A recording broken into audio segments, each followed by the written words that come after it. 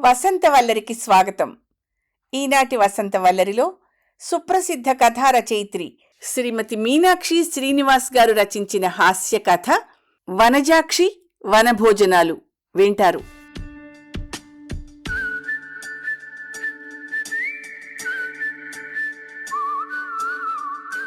రామా పరంధామా, హాయిగా తిని ఇంటి పట్టును పడుండక ఈ తిప్పలు నాకు అవసరమా? అక్కడికి ఆయన చెప్తూనే ఉన్నారు, లేస్తే కూర్చోలేవు, కూర్చుంటే లేవలేవు, ఆ కీళ్ల నొప్పులతో ఆ మోకాళ్ల నొప్పులతో నీకు ఇవన్నీ అవసరమా అంటూ.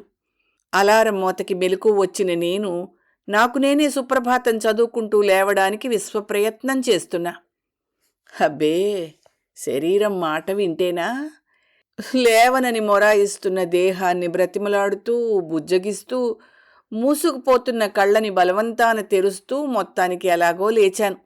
ఏమిటే అప్పుడే హుషారంతా హూష్కాక? అన్నయ్య ఆట పట్టించాడు. ముక్కుతూ మూలుగుతూ దైనందిన కార్యక్రమాలు కానిచ్చి మెల్లిగా తయారయ్యాను. ఉదయం 10 కావస్తోంది. సంపెంగరంగు పట్టుచీరకి ముదురాకుపచ్చ జరీ వర్క్కున్న అంచుతో సర్వాలంకరణ భూషితురాలినై ఫోన్ కోసం ఎదురుచూస్తూ నిన్నటి ప్రయాణాన్ని ఆ తలనొప్పిని మర్చిపోవాలని తలపోస్తూ తెచ్చిపెట్టుకున్న ఉత్సాహంతో కూర్చున్నాను. బుర్రలో ఆలోచనలు మిక్సీలో వేసిన మినప్పప్పులా గిరగిరా తిరుగుతున్నాయి. అసలే కొన్నాళ్లుగా ఓ సరదా సంతోషం లేకుండా గడుపుతున్నామేమో. గోదావరి వరద గట్టు తెగినంత ఉత్సాహంగా ఉంది గ్రూపులో మొన్న ఈ వార్త చూసినప్పటినుంచి. రామయ్య రావుగార్ల నేతృత్వంలో రచయిత సోదర సోదరీమణులంతా కలిసి వనభోజనాలు అన్న మాట తెలిసిన దగ్గర నుండి నేల మీద కాలు ఆనడం లేదు. మీరు రండి సరదాగా అన్నానే కానీ నాకు తెలుసు ఆయన రారు. ఆయన ఒంటికాయ సొంటి కొమ్ము. జనాలు సందడి అంటే ఆమడ దూరం ఉంటారు. మరి నాకు జనాలు సందడి కావాలి.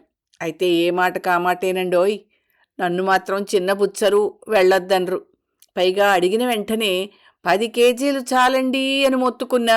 సుమారు 200 మంది అంటున్నావు, ఏ పంటి కిందకొస్తాయి? కనీసం మనిషికొకటైనా తినాలా వద్దా అంటూ 25 కేజీలు కాకినాడ కాజా, ఇంకో 25 కేజీలు ఆత్రేయపురం పూతరేకు తెప్పించేశారు తెల్లారేసరికల్లా. మా ఆయన కాకినాడలో పెద్ద లీడింగ్ లాయరు. తన పలుకుబడి సొంతానికి వాడుకోరు, కానీ ఇవన్నీ ఆయనకు చిటికలో పని. ముందు రోజే కారులో కాకినాడ నుంచి విశాఖ వనభోజనానికి కాజా పూతరేకులు అట్టపెట్టెలో సర్దుకుని మిత్రులందరినీ ఎప్పుడెప్పుడు చూస్తానా అన్న ఉత్సాహంతో బయలుదేరాను. అసలే కరోనా రూపురేఖలు మార్చుకుంటూ ప్రేమగా వచ్చిపోయే అతిథిలా ఎప్పుడు ఎవరిని పలకరిద్దామా అని చూస్తుంటే ఇప్పుడు ఈ విందులు వినోదాలు అవసరమా అంటూ గొణుగుతున్న శ్రీవారి మాటలు అస్సలు పట్టించుకోలేదు నేను.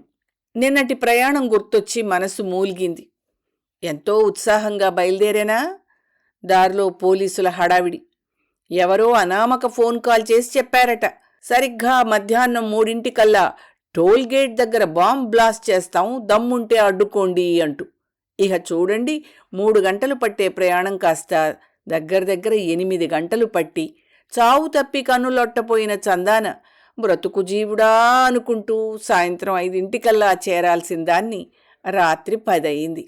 అంతేనా? ఏమున్నాయా అట్టపెట్టెల్లో అంటూ 1000 ప్రశ్నలు. విప్పడానికి వీల్లేదని మొత్తుకున్నా వినకుండా అవన్నీ విప్పేసి అంగుళం శోధించి వాటి రూపురేఖలు మార్చేశారు. పైగా చూడబోతే చదువుకున్నవారు రచయిత అంటున్నారు. ఓ పక్క జనం రకరకాల రోగాలతో అల్లాడుతుంటే ఈ విందు భోజనాలేమిటి, ఈ ప్రయాణాలేమిటి అంటూ AK-47 లాంటి మాటల తూటాలతో ఏకేశాడు ఆ ఇన్స్పెక్టర్. అసలే విసిగెత్తిపోయే విధి నిర్వహణ చాలదన్నట్టు ఇప్పుడు ఈ టెన్షన్. మరి టింగురంగా అంటూ విందులు వినోదాలు అంటూ బయలుదేరిన వాళ్ళని చూస్తే కడుపు మండదు? మండకపోవడానికి ఆయనేమైనా సర్వసంగ పరిత్యాగా బుద్ధ భగవానుడా? సాదాసీదా మనిషి. అది కూడా కొత్తగా కాపురానికొచ్చిన కోడల్ని సాధించే అత్తగారులా ఒకటే నస. ఆఖరికి ఫోన్లో ఉన్న వాట్సాప్ ఆహ్వానం చూపించాక కానీ వదల్లేదు నన్ను. పైగా ఇల్లు కాలి ఒకడేడుస్తుంటే బీడీ ముట్టించుకోనా అన్నట్టు ఇంకోడు. అలా అందులో ఓ పోలీస్, మేడం మా ఆవిడ కడుపుతో ఉంది, దానికి పూతరేకులంటే ప్రాణం మేడం, ఏమనుకోకపోతే కొన్ని ఇస్తారా అంటాడు. అసలు బాంబెక్కడుందో అని హడిలి చావడం మానేసి మధ్యలో ఈ పిడకల వేటేమిటో అనుకున్నాను. కడుపుతో ఉన్న అమ్మకి కాదనలేక కొన్ని తీసి సారె పెట్టాను. పాపం ఆ పోలీస్ ఆనందం ఇంత అంతా కాదు. ప్రతిఫలంగా నా కారును మరీ ఎక్కువసేపు ఆపకుండా పంపేశాడనుకోండి. సరిహద్దులో యుద్ధానికి కంగారు పడుతున్న ఇరు దేశాల్లా ఓవైపు మా ఆయన, మరోవైపు మా అన్నయ్య. ఏమైంది? ఎక్కడిదాకా వెళ్ళావు? వచ్చావా? అంటూ వాళ్ళు తెగ హైరాణ పడి నన్ను పెట్టేశారు. మొత్తానికి పీక్కుపోయిన ముఖంతో, వాచిపోయిన కాళ్లతో, ఏడుపొక్కటే తక్కువగా రాత్రి 10 గంటలకి అన్నయ్య ఇల్లు చేరాను. అన్నీ కారులోనే వదిలేసి, ఎలాగో శరీరాన్ని ఇంట్లో చేరేసి, గ్లాసుడు మంచినీళ్లు తాగి మంచం ఎక్కేశా. ఓళ్ళు నొప్పులు మాత్రోటి, నిద్ర మాత్రోటి గొంతులో పడేసి. మళ్ళీ ఎక్కడ మెలకురాదో అని అలారం సెట్ చేసుకోవడం మాత్రం మర్చిపోలేదండోయ్.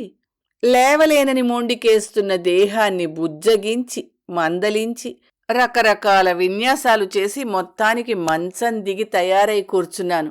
అంతేనా? మొహమాట పడుతున్నా వినకుండా అన్నయ్య వదినలను కూడా తయారు చేశా. మా వాళ్ళేమీ అనుకోరు, మీరు రండి సరదాగా ఉంటుంది అని. అపరాధ పరిశోధక కథల్లో క్లైమాక్స్ సీన్ రాసినట్టు మనసులో ఎన్నో ఆలోచనలు. ఇంతకు వనభోజనాలు మధురవాడ మామిడితోపుల్లోనా, కైలాసగిరి శివుడి సన్నిధిలోనా? ఒకవేళ జూ పార్కేమో? ఇలా నా ఊహల్లోనే అన్ని చోట్ల తిరిగేస్తున్నాను, నాతో పాటే అందర్నీ తిప్పేస్తూ. మధ్యాహ్నం 11, 12 కూడా అయిపోయింది. ఎంత లేదన్నా ఎక్కడికి వెళ్లాలన్నా గంట పైనే పడుతుంది. అప్పటికే అన్నయ్య వదిన నన్ను చెడుగుడాడేశారు తమ ప్రశ్నలతో. నా మనసులోని ఆప్షన్లన్నీ వాళ్లతో పంచుకుని ఎక్కడైతే ఎంత సమయం పడుతుందో తెలుసుకున్నాను. వదిన నీరసంతోనూ అన్నయ్య ధుమధుమలతోనూ ఉసూరుమన్నారు. మధ్యలో కేతిగాడులా ఈయన ఫోనోటి, ఎక్కడిదాకా వచ్చాయి మీ వనభోజనాలు అంటూ. బావగారు, ఎంతైనా మీది లాయర్ బుర్రండి, భలేగా తప్పించుకున్నారు అంటూ ఆయన గారికి అన్నయ్య కితాబు. ఏడవలేక నవ్వుతూ విన్నాను. పోనీ టిఫిన్ అయినా సుష్టిగా తిన్నావా అంటే, మా వదిన పూరీ కూర చేస్తానంటే సోడా బుడ్డిలో గోళీకాయలా ఆవిడికి అడ్డం పడిపోయాను. వద్దు వద్దు, టిఫిన్ హెవీగా తింటే మధ్యాహ్నం వనభోజనానికి న్యాయం చేయలేము అంటూ. దాంతో పొద్దున్నెప్పుడో పాలతో తిన్న ముస్లి ఎప్పుడో అరిగిపోయి ఆత్మారాముడు ఆకలి కేకలు పెడుతున్నాడు పాపం అందరి కడుపుల్లోనూ. మధ్యాహ్న సూర్యుడు నడికెక్కేసరికి మా అన్నయ్య కోపం నా షాళానికి ఎక్కింది. అయినా ఎక్కడో ఏమిటో తెలియకుండా ఈ హడావిడేమిటి? ముందు కనుక్కోవద్దు? అయినా వనభోజనాలంటూ పిలిచి ఎక్కడో చెప్పకపోతే ఎలా అమ్మా? వాళ్ళు చెప్పే ఉంటారు, నువ్వే సరిగ్గా విని ఉండవు, తగుదునమ్మా అంటూ మమ్మల్ని బయలుదేరదీశావు. ఇంట్లో వంట కూడా పెట్టలేదు. అసలే అందరం షుగర్ పేషెంట్లం. విరుచుకుపడ్డాడు అన్నయ్య. లేదన్నయ్యా, సరిగ్గానే చూశాను. అదంతా సస్పెన్స్, మీరు ఊహించని విధంగా ఉంటుంది ఏర్పాటు అని అన్నారు కూడాను మా కారాబాబాయి, మేకా అన్నయ్య. బహుశా సముద్రంలో ఓడమీదేమో. మనకి గంట సమయం చాలదు వెళ్ళడానికి. ముఖం నయా పైసంత చేసుకుని అన్నాను. చాలే నువ్వు నీ పైత్యం.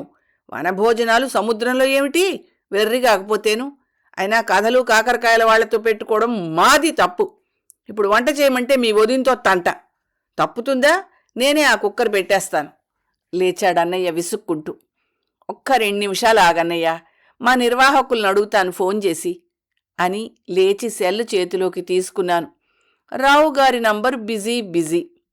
పోనీ బాబాయిని అడుగుదామంటే, నోవే, అది బిజీనే. మేకా అన్నయ్య ఫోను బిజీనే. అరగంట ప్రయత్నం తర్వాత రావుగారు దొరికారు. అయ్యా రావుగారు, నేనండి వనజాక్షిని. కాకినాడ నుండి రాత్రే వచ్చేశాను. ఇంతకు మన వనభోజనాలు ఎక్కడా? వెన్యూ తెలియక ఉదయం నుంచి మీ ఫోన్ కోసమే ఎదురు చూస్తున్నాను ఉత్సాహంగా అడిగా. మేడం, అదే మన రామ్ ఆహ్వానం పంపానన్నాడు అందరికీ. అయినా ఇప్పటికే ఓ 10 మంది ఫోన్ చేశారు. మీరు ఓసారి ఆయనతో మాట్లాడండి మేడం, నాకు ఇంకో అర్జెంట్ ఫోన్ వస్తోంది. పెట్టేశారు కంగారుగా. హలో హలో కంగారుగా అరిచాను నేను. ఏమిటి హలో హలో వెర్రి మొహం? ఫోన్ ఎప్పుడో కట్ చేసేశారు అవతల. అలసిపోయావు కానీ రెస్ట్ తీసుకో, నేను వెళ్ళి కుక్కర్ పెట్టొస్తాను. ఇప్పటికే మీ వదిన శోషొచ్చి పడుకుంది. కొరకొర చూస్తూ వంటింట్లోకి వెళ్ళాడు అన్నయ్య. అదేమిటి, వెన్యూ చెప్పేస్తే సరిపోయేదానికి ఆయన ఎందుకలా కాల్ కట్ చేశారు? అనుకుంటూనే అయోమయంగా రామయ్యకి ఫోన్ చేశా. రామ్ గారు, శుభోదయం అండి.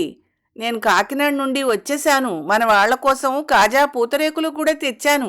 ఎక్కడికి రావాలి? కాస్త లొకేషన్ షేర్ చేస్తారు? తెచ్చిపెట్టుకున్న ఉత్సాహంతో అడిగా. చిన్నగా విని వినపడకుండా గొణిగాడాయన ఫోన్లో. అదేమిటి, ఆహ్వానం సరిగా చూడలేదా అంటున్నారా? చూశాని, అందులో వెన్యూ లేదే. నీరసం విసుగు కలగలిసిన స్వరంతో అడిగా. నీరసంతో ఫోన్ పట్టుకున్న చెయ్యి వణుకుతుంటే అక్కడున్న టీపాయ్ మీద పెట్టి స్పీకర్ ఆన్ చేశాను.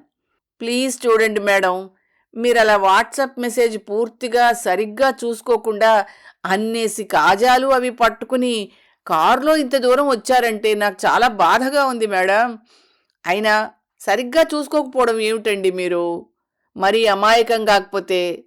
ఏమైతేనే, మీ కలిగిన అసౌకర్యానికి చింతిస్తున్నాను. ఉంటానమ్మా. ఫోన్ పెట్టేశారాయన. నాకేమీ అర్థం అవటం లేదు. అప్పటికే షుగర్ డౌన్ అయిందేమో. కాళ్ళు చేతులు వణుకుతుండగా మెల్లిగా సోఫాలో కూలబడి వాట్సాప్ ఆహ్వానం తెరిచి చూశాను. అది ఉదయ్ గారు పంపినది. మ్యాటర్ అంతా చదివాక కింద చిన్న చిన్న అక్షరాలతో ఉంది. కరోనా కారణంగా అలవాటైన జూమ్ మీటింగ్స్ లాగే హాయిగా కాలు కదపకుండా ఒళ్ళు కందకుండా ఎవరిళ్లల్లో వాళ్ళు మన ఈ వనభోజనాలు సరిగ్గా 2 గంటల కల్లా అంతా ఏకకాలంలో జూమ్లో కలిసి ఎవరిళ్లల్లో వాళ్లే తినడం అన్నట్టు మెనూ మాత్రం అందరిళ్లలోనూ ఇవే ఉండాలి సుమా అంటూ అక్కడో పెద్ద లిస్టు. ఇదో సరికొత్త అనుభవం. తప్పక రండి, కలిసి భోజనాలు చేద్దాం. ఇట్లు మీ రావు రామ్. కార్పొరేట్ అమ్మకాల్లో షరతులు వర్తిస్తాయని ఆఖరణ ఎక్కడో చిన్న చిన్న అక్షరాలతో ఉన్నట్టు ఉంది. అంతే. నీరసంతో కూడిన షాక్తో కళ్ళు బైర్లు కమ్మి అలాగే కూర్చుండిపోయాను. ఇప్పుడు ఆ కాజాలు పూతరేకులు ఏం చెయ్యాలి అన్న ప్రశ్న అంత నీరసంలోనూ మనసులో మెదులుతూనే ఉంది.